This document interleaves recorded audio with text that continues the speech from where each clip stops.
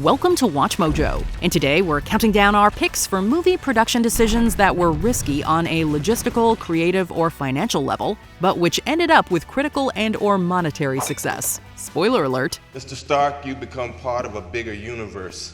You just don't know it yet. Number 10. John Travolta, Pulp Fiction. Prior to his appearance in Pulp Fiction, John Travolta had a hugely successful movie career in the 70s in particular, gaining wide recognition and fame in films like Saturday Night Fever and Grease. Tell me more, did you get very far?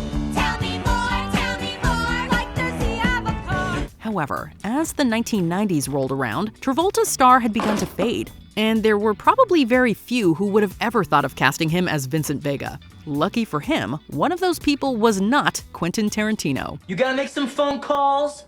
You gotta call some people? Well then do it!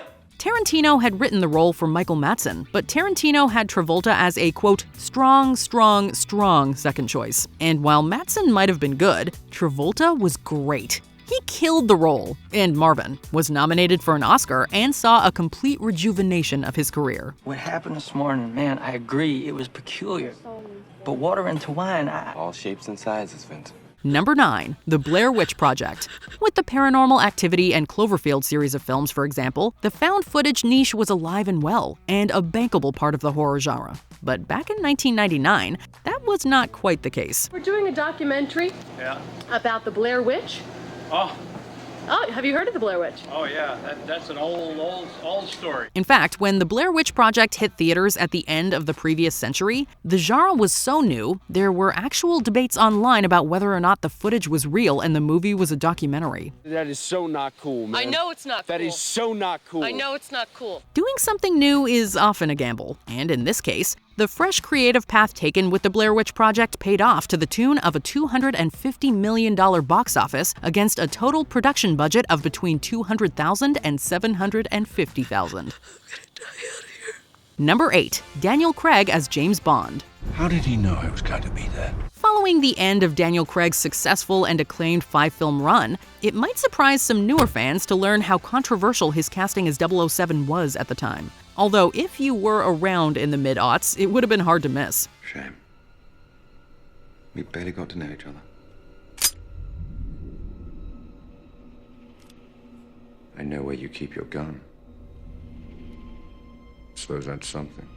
Following the end of Pierce Brosnan's reign as Bond with Die Another Day in 2002, the search began for a new super spy. And Craig's casting was met with anything but universal approval from fans, with two major complaints being his height — Craig is about 5'10", and his blonde hair. He knows who I am and where the money's coming from, which means he's decided to play me anyway. So he's either desperate or he's overly confident, but either way, that tells me something about him. And all he gets in return is a name he already has. And now he knows something about you. He knows you're reckless. Bond had always been taller and darker haired, but the complaints about his physical appearance sure stopped after he walked out of the ocean.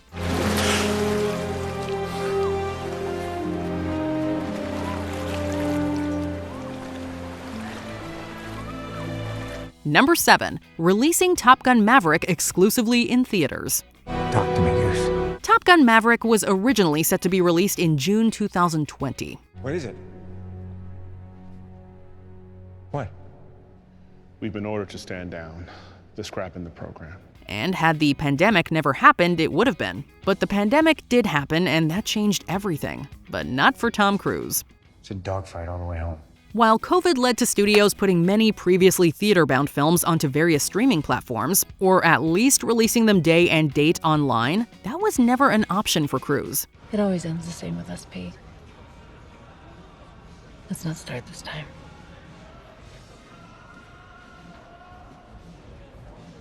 Okay. Despite pressure from the studio and others, he refused. As he told Jimmy Kimmel, quote, "I would have held out for 10 years. And when you're Tom Cruise, you have that kind of power. In the end, it ended up being 2 years, not 10, and a whopping almost $1.5 billion box office.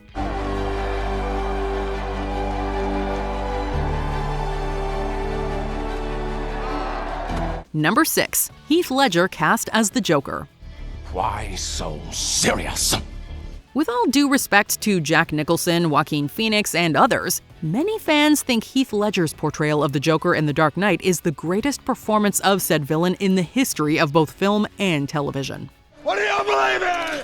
I believe whatever doesn't kill you simply makes you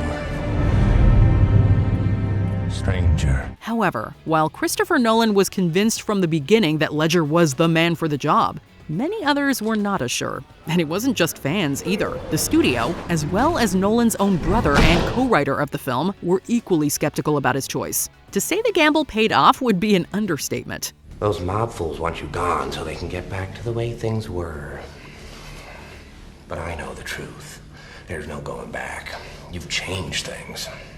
Forever. And the same can be said for another Batman casting decision almost 20 years earlier, when comedic actor Michael Keaton was tapped to play the Caped Crusader. I want you to tell all your friends about me. What are you? I'm Batman. Number 5. Titanic. Flying. They say hindsight is 20/20, and in the case of Titanic, hindsight is 2.2 billion, which is how much money the movie made initially at the box office on its way to becoming the highest-grossing film ever at the time. I'm the king of the world! But while it might seem like an obvious hit now, Titanic was a huge gamble back in the mid-90s. A gamble that had executives at Fox looking for help. All life is a game of luck. A real man makes his own luck, Archie. They got that help when they sold Paramount the American distribution rights for $65 million, a venture that paid off tenfold for them when the movie grossed over $650 million in North America. And then, of course, there were all the Oscars. Promise me now, Rose. And never let go of that promise. I promise. Never let go. Number 4. Adapting the Harry Potter book series. While the ginormous success of the Harry Potter books made the film's development rather obvious, its success wasn't always guaranteed. Difficult, very difficult. Especially once Steven Spielberg turned down the opportunity to direct the first film, and Chris Columbus was announced as the man who would bring the Potterverse to the big screen. That's right. Now, if you two don't mind, I'm going to bed before either of you come up with another clever idea to get us killed. Or worse, expelled. Sure, Home Alone, for example, was a fun and a bit edgy movie. I got you! I got him, Harry! But didn't quite have the full breadth of darkness that is part of the Harry Potter epic. Then there was also the fact that the child actors were pretty much all unknown newcomers. But 8 movies and almost $8 billion later, we'd say the gamble paid off. What? You heard. Right, come on now, I'm a bit preoccupied today. Number 3. Star Wars.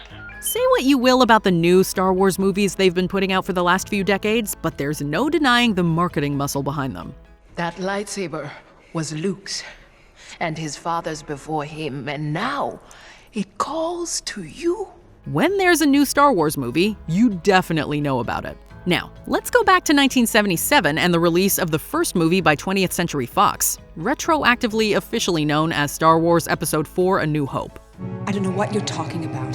I'm a member of the Imperial Senate on a diplomatic mission to Alderaan. You are part of the Rebel Alliance and a traitor. Take it away! While the film became the highest-grossing movie up to that point, those big numbers were not expected by the studio, so much so that they didn't provide much promotional support other than some posters and t-shirts. Although, knowing what we know now, to paraphrase Darth Vader, we find their lack of faith disturbing. Enough of this. Vader, release him. As you wish. Number 2. Walt Disney's Snow White and the Seven Dwarfs. Animated movies, especially Disney ones, were a huge part of our collective childhood, and remain a part of many of our adulthoods as well. Magic mirror on the wall, who is the fairest one of all? But while the idea of full-length animated films makes complete sense to today's audiences, back in the 1930s it was anything but obvious. Well, except to Mr. Disney himself, who told his animators they were going to make a full-length Snow White film.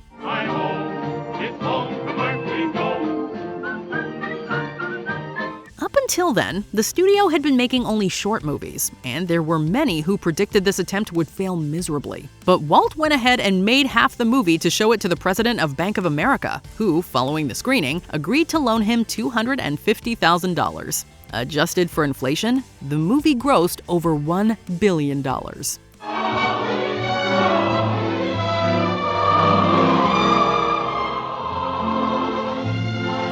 Before we continue, be sure to subscribe to our channel and ring the bell to get notified about our latest videos. You have the option to be notified for occasional videos or all of them. If you're on your phone, make sure you go into your settings and switch on notifications. Number 1. The MCU. The Marvel Cinematic Universe is a juggernaut, and since it began in 2008, has become the highest-grossing media franchise ever. Avengers!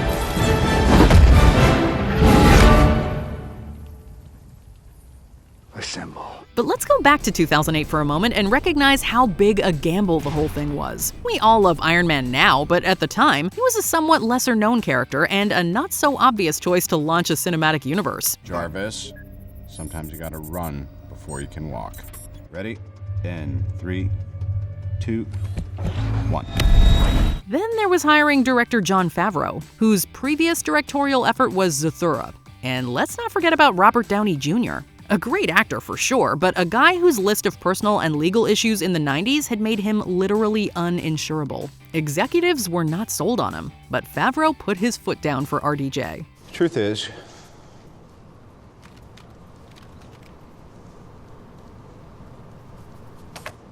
I am Iron Man.